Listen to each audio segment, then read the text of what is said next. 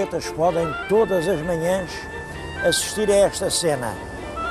Milhares e milhares de pessoas desembarcam aqui na estação do Tejo e vão a correr para os seus empregos, porque eles trabalham em Lisboa, mas vivem fora de Lisboa. Estes que agora estão a ver desembarcar, vêm todos do Barreiro. Bom, o Barreiro é uma cidade com uma bela história para contar. Eles vêm do Barreiro e vamos nós até ao Barreiro.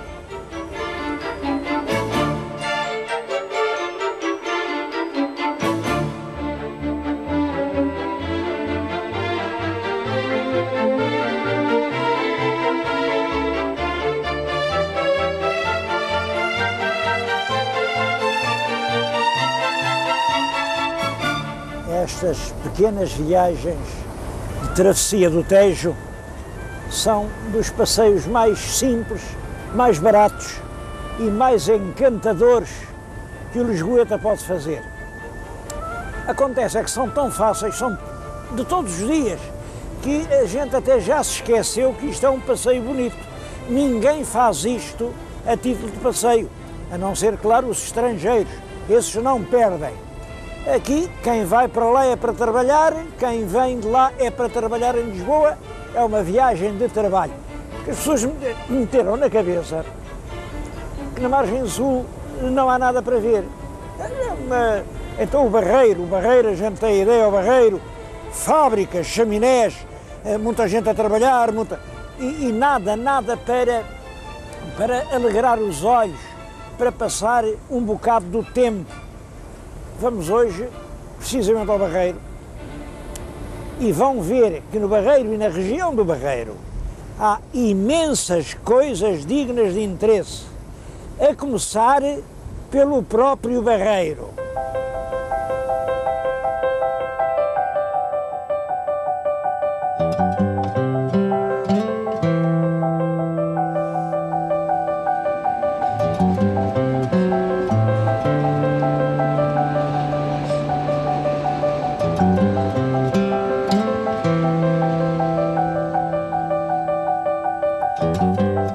Na história do Barreiro há dois acontecimentos que são chave. Há períodos antes e depois. O primeiro é o caminho de ferro. Estou-lhes a falar na estação do caminho de ferro do Sul e Sueste. Sul é a linha que vai para o Algarve, Sueste é a linha que vai para o Alentejo. Além disso, também daqui se faz a ligação a Setúbal. Devo dizer que o caminho de ferro, esta estação foi feita, esta não, uma que está ali mais adiante, mas quase junto, em 1861. A partir dessa altura, o Barreiro, que tinha sido até aí uma terra muito modesta, apesar de ter foral, era uma terra de pescadores, era uma terra de pequenos fazendeiros, era uma terra de moageiros, tinha muitos moinhos, mas era uma terra praticamente insignificante. A partir do comboio, torna-se uma das vilas mais ativas do país. Era aqui que se fazia a ligação com Lisboa, porque, como sabem, Lisboa está aqui na nossa frente, vê-se aqui à vista desarmada, e daqui para Lisboa há estrada, porque o rio é sempre uma estrada. Agora é que a gente pede a ponte, é preciso ponte. Antigamente não era a ponte. Desde que houvesse rio, Lisboa está na nossa frente, é a 9 km, os barcos saíam daqui, eram barcos ainda à vela, é o tempo das grandes faluas do Rio Tejo, mas era um vai-vem, um corrupio constante. E toda a produção do Alentejo, o azeite, o pão, o vinho, o cereal, tudo chegava aqui ao Barreiro e era daqui, importado para Lisboa. A partir dessa altura, e repito, 1861, o Barreiro aparece como uma das vilas mais ativas do nosso país.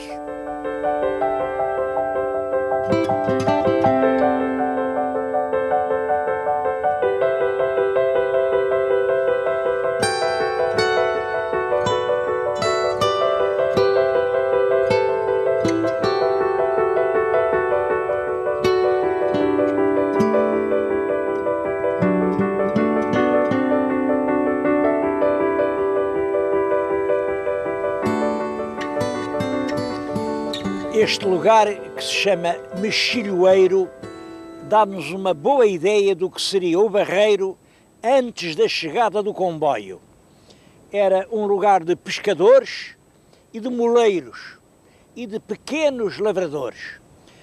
Vimos ali dois pescadores que estão a preparar a rede e que me disseram que já vale a pena ir à pesca porque o rio está melhor.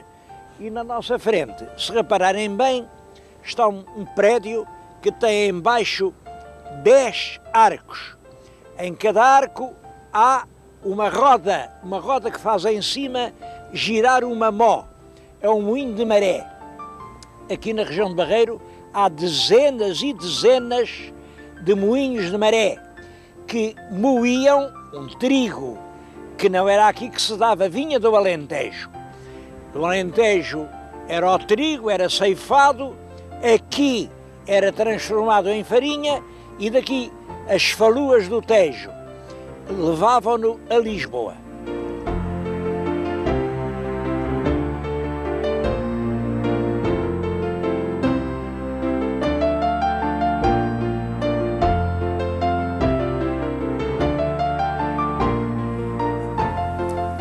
E não só para Lisboa. Eu agora estou a falar-lhes num sítio extremamente evocativo. Já viram estas abóbadas? Isto é uma construção do século XIV ou XV. Eram aqui os fornos de fazer biscoito, os fornos do Val do Zebro. O biscoito é o pão 2 vezes cozido, que embarcava nas naus que andavam no mar. Bom, era um pão, por ser cozido, era muito duro, era só farinha de trigo, água e sal, mas com as 2 cozeduras sem umidade nenhuma, era um pão que aguentava muito tempo. Era o pão dos descobrimentos. Apareceram aqui e conhece toda a documentação relativa aos fornos do Val do Zebro. É um museu que hoje está numa instalação militar, mas isso não quer dizer que esteja fechado. As pessoas que quiserem visitar este museu, em grupo, naturalmente devem constituir grupos e pedir aqui às autoridades da unidade militar que aqui está, no Val do Zebro, estamos nos arredores do Barreiro, autorização, e são sempre autorizadas a visitar este local, que é claro que tem, para mim, como mais emocionante de tudo, esses fornos do pão das descobertas, mas tem muitas outras lembranças militares da Armada, do papel da Marinha de Guerra e dos fuzileiros. Isto é o Museu dos Fuzileiros, durante a nossa história.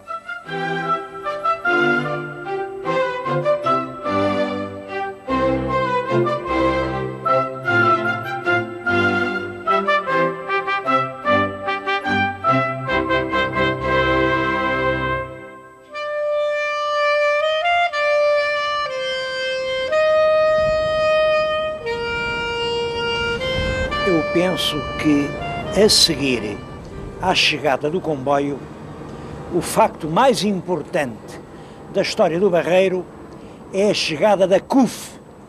CUF. Hoje há muita gente que nunca ouviu dizer CUF. Quando eu era miúdo, era pequeno, lembro-me, fui a uma revista no Parque Mayer e havia lá um quadro em que aparecia uma atriz. Lembro-me do refrão, eu era muito miúdo e nem liguei bem ao que isto queria dizer, mas ela dizia o seguinte: e o povo que pague e não bufe, porque é da CUF, é da CUF, é da CUF. Tudo era da CUF nessa altura. A CUF fazia o sabão, a CUF fazia os tapetes, a CUF fazia os navios, a CUF vendia o pão, a CUF descascava os cereais. A CUF era uma espécie de musculatura industrial do país. Este país tinha como pilar principal a CUF. CUF são iniciais de uma coisa que quer dizer Companhia União Fabril. Bom, a CUF, ela começou por ser uma coisa pouco importante. A CUF nasce nos meados do século, é uma coisa feita lá por um Visconde da Junqueira, não teve grande importância aquilo que correu mal, até que se meteu lá um homem, o Alfredo da Silva, um nome hoje pouco lembrado, mas que é dos maiores nomes do século XX em Portugal, o industrial Alfredo da Silva, mete-se na CUF e, como sempre, em tudo quanto ele se metia, aquilo rapidamente remoçava, dava dinheiro. Bom, a CUF, quando ele entra na CUF, é uma empresa agonizante, uns anos depois é um empório industrial. Era ali em Alcântara, mas ele pensou qual é o bom sítio para a CUF. E escolheu aqui o Barreiro. E o Barreiro porquê? Bom, ele queria receber aqui as espíritos do Alentejo, prepará-las, fazer metais, queria receber os cereais, exportá-los para Lisboa. Tinha o comboio para o Alentejo e para Lisboa tinha a estrada aberta, que é o Rio Tejo. Instala-se aqui, o que estão a ver na vossa frente, é o que resta desse império industrial do Alfredo da Silva. Penso que Alfredo da Silva foi realmente uma grande personalidade. Ele nasceu em 1871. Esta data é importante, 1871. Em Portugal já se ultrapassou aquele ciclo de lutas intestinas constantes entre vintistas e cartistas, já veio a regeneração e os anos 70 são anos de grande reconstrução económica em Portugal. O Alfredo da Silva era já filho de gente rica. O pai dele tinha uma loja na Rua da Prata, uma loja de mobílias, era fornecedor da Casa Real. Quando morreu deixou muito dinheiro aos filhos. Portanto, o Alfredo da Silva entra na vida rico. É muito inteligente, muito. Ele é formado, tem o curso superior de comércio. Muito novo, mete-se numa coisa extremamente difícil. Tinha falido o Banco Lusitano e ele aparece na fase final a tentar salvar o Banco Lusitano, conseguiu administrar a massa falida de uma tal maneira, pagou a todos os credores e pagou quase tudo aos acionistas. A tragédia do Banco Lusitano, que alarmou Portugal, acabou por não fazer vítimas, e isso deve-se ao Alfredo da Silva. Bom, esse homem aos 30 anos era considerado uma espécie de gênio, conseguia pôr tudo a dar lucro e vem para aqui e instala um grande conjunto industrial. O que estão a ver, tudo o que estão a ver na nossa frente, fez parte da CUF. Eram fábricas de tudo, eram dezenas de fábricas, trabalhavam aqui milhares e milhares de operários.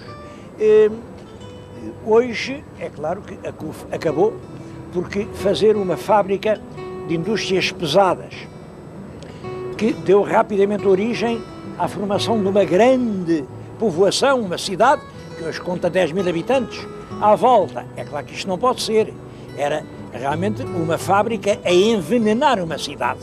Bom, depois, como sabem, houve grandes transformações políticas em Portugal. Depois de 25 de Abril, o império da CUF é nacionalizado, é desmembrado, transforma-se na Quimigal, mas a Quimigal também não aguentou os novos balanços do tempo, olhem, desfez, e hoje o que resta disso, estão a ver além naquela tabuleta, diz Quimiparque, parques empresariais. Aquilo tem este sentido. A antiga CUF hoje é um parque em cujas velhas instalações se podem instalar várias empresas que andem à procura de sede. Vamos entrar lá dentro. Devo dizer que nesta altura já lá estão instaladas mais de 300 empresas. Vamos ver isso.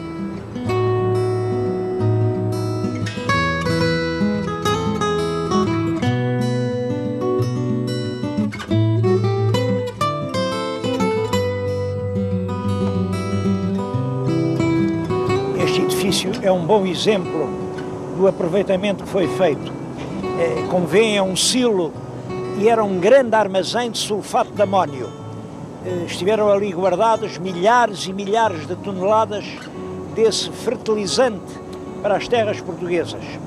Hoje já não guarda sulfato de amónio. Vamos ver como é.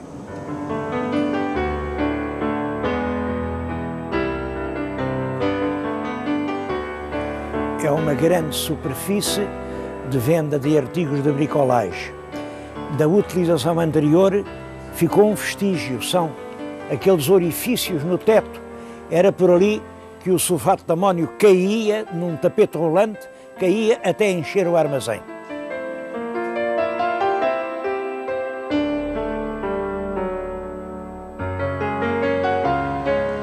Outro exemplo, os pavilhões da zona têxtil. Bom, eram enormes, cerca de 12 mil metros quadrados, tão grandes que não serviam para ninguém. O que fizeram foi dividi-los, ruas, dentro módulos pequenos, de 170, 200 metros quadrados, alugar um módulo a cada empresa, e hoje estão aqui sediadas muitas dezenas de empresas.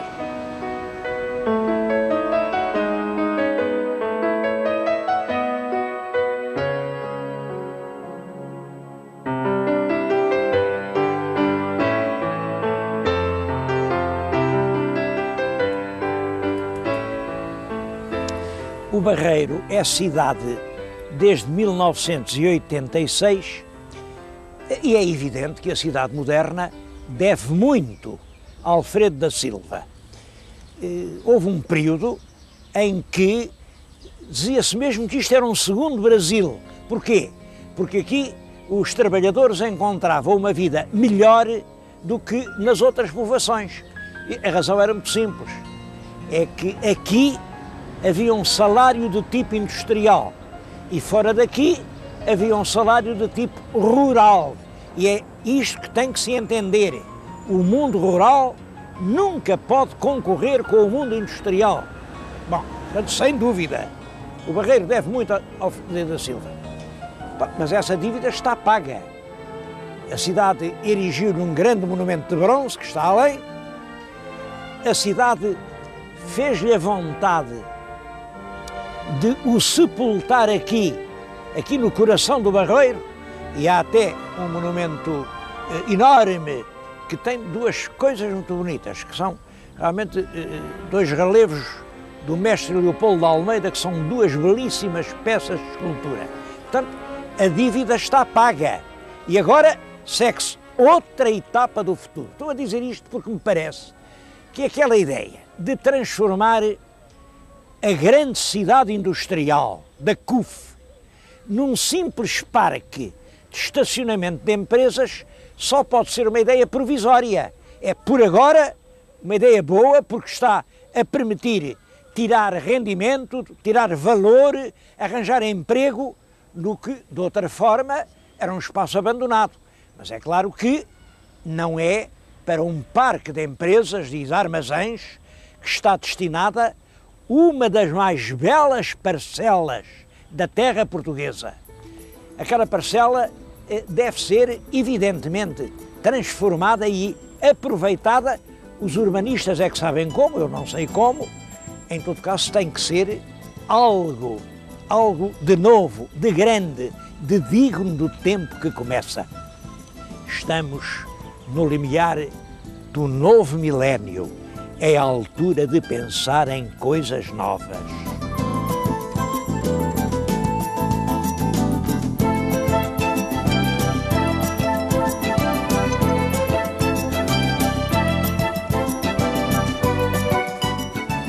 Uma nota muito curiosa no Barreiro é que aqui a maioria da população veio de fora.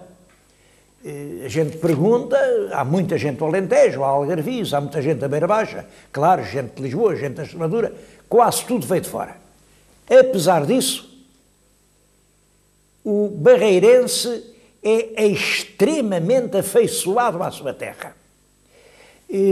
Eu tenho aqui os 3 jornais que se publicam agora no Barreiro. É claro, o velho Jornal do Barreiro, que é um jornal ilustre, tem 50 anos. A Voz do Barreiro, que é mais jovem, tem 15 anos, e é este recém-nascido, Notícias do Barreiro, que este é o primeiro ou o segundo número. Mas reparem, 3 jornais e em todos eles a palavra dominante é Barreiro, mesmo com o risco de se confundirem, Barreiro. Um jornal, o outro a Voz, o outro Notícias, sempre o Barreiro. Há inúmeras associações culturais, umas de gente mais nova, outras de gente menos nova, mas associações voluntárias, associações cívicas, que cultivam a música, o teatro, é claro, muito o desporto, a natação, o xadrez, a vela, o remo, aulas de dança, cinema, muitas. Indicaram-me 112, naturalmente, as 112 não estão todas a funcionar. Vamos dar só uma vista de olhos em duas associações centenárias.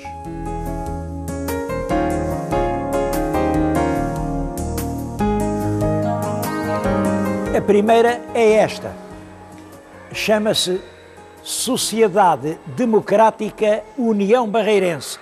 Mas aqui no Barreiro ninguém dá esse nome. Isto chama-se simplesmente os franceses. Bom, isso é muito curioso, muito curioso. Os franceses, porquê é que são franceses? É uma história que remonta a 1870.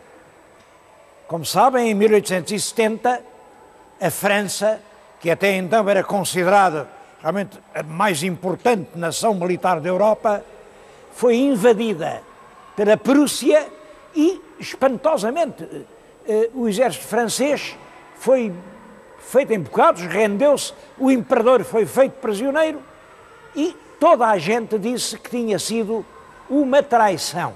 Realmente não foi traição nenhuma, foi a superioridade técnica do exército prussiano.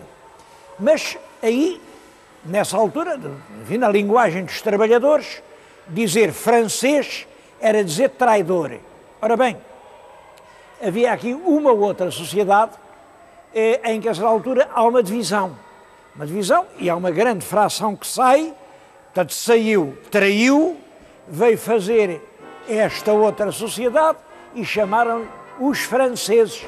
Os franceses porque eram os traidores. O que é curioso é que hoje tudo isso esqueceu, já ninguém sabe o que é que foi a guerra franco-prussiana, ninguém se lembra do drama de 1870 e esta sociedade, os franceses, continua a viver. A viver, já viram, têm um teatro, fazem aqui festas de carnaval e fazem mais do que isso. Olhem, aquele ruído que se está a ouvir lá fora são crianças, muitas crianças de uma creche que aqui recebe proteção e apoio.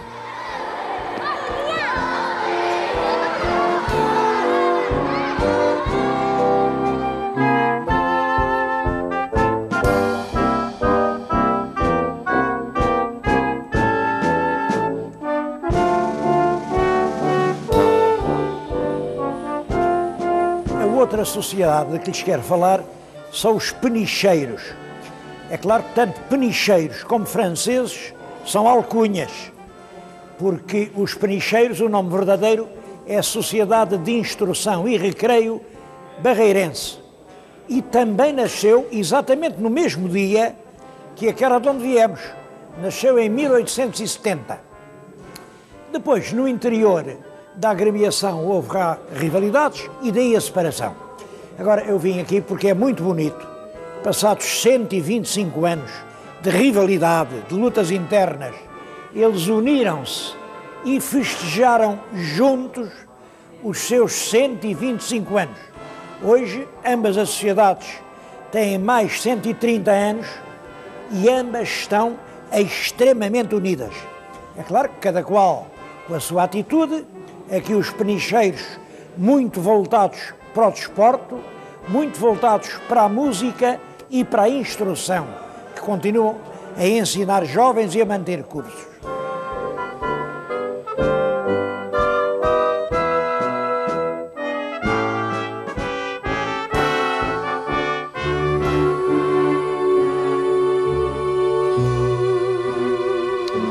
Eu achei que devia falar daquelas duas associações porque o papel dessas coletividades de cultura e recreio no fim do século XIX, que são numerosas em todo o país, é um papel importantíssimo. Pode-se dizer que elas, de certo modo, substituíram as escolas de ensino público na formação da consciência coletiva. Vim dizer-lhes isto aqui, já viram, estou num claustro, é o claustro da Madre de Deus da Verderena.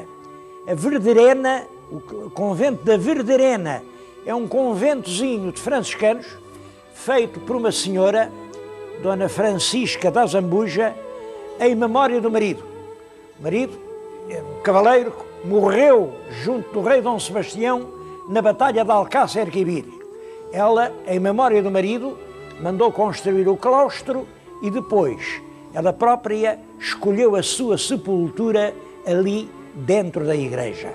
Bom, mas não foi para falar do rei Dom Sebastião que vinha aqui, foi para ouvirem o ensaio de um grupo de gente nova, um grupo musical, um grupo de uma associação chamada A Camerata. O ensaio foi agora preparado rapidamente e, portanto, não é nada definitivo, mas vão ver até que ponto é verdade isto que eu lhes disse. É uma gente excepcionalmente virada para a música.